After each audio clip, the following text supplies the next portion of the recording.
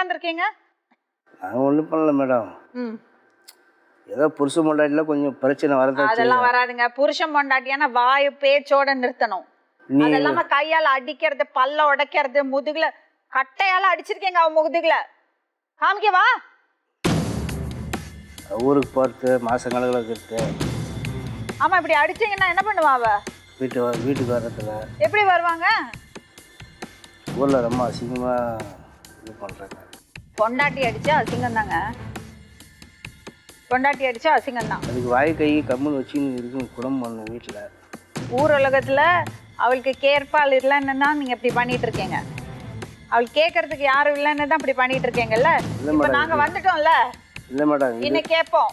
பொண்டாட்டி அடிச்சா கேட்போம், கேள்வி கேட்போம். இது வரைக்கும் எங்கள் ஊர்லேருந்து இந்த மாதிரிலாம் வந்ததே கிடையாது. தப்பான செய்யுங்க. என்னங்க? வேறு ஒன்றும் இல்லை.